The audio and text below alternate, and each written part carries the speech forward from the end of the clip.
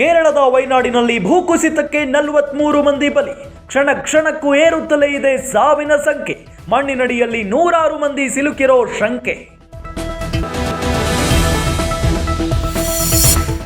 ಭೀಕರ ಭೂಕುಸಿತಕ್ಕೆ ಚೋಲಲ್ಮಾರ್ ಗ್ರಾಮ ನಾಮಾವಶೇಷ. ಮಣ್ಣಿನಡಿ 450 ಕುಟುಂಬಗಳು ಸಿಲುಕಿರೋ ಶಂಕೆ. ರಕ್ಷಣಾ ಕಾರ್ಯಾಚರಣೆಗೆ ಬಂದಿಳಿದ ಸೇನೆ.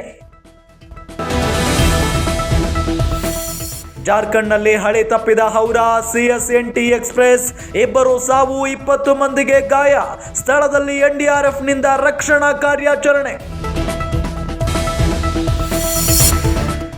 ಭಾರೀ ಮಳೆಗೆ ಉಕ್ಕಿ ಹರಿಯುತ್ತಿರುವ ಘಟಪ್ರಭಾ. ಗೋಕಾಕ್ನಲ್ಲಿ 800ಕ್ಕೂ ಹೆಚ್ಚು ಮನೆಗಳು ಜಲಾವೃತ.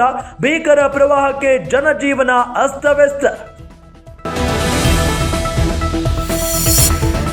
ರಾಜ್ಯಾದ್ಯಂತ ಮುಂದುವರಿದ ಮಳೆ ಆರ್ಭಟ. ತುಂಗಭದ್ರಾ ಡ್ಯಾಂನಿಂದ ನದಿಗೆ ನೀರು ಬಿಡುಗಡೆ. ಡ್ರೋನ್ ಕ್ಯಾಮೆರಾದಲ್ಲಿ ತುಂಗಭದ್ರೆಯರ ದೃಶ್ಯ ಕಾವ್ಯ ಸೆರೆ.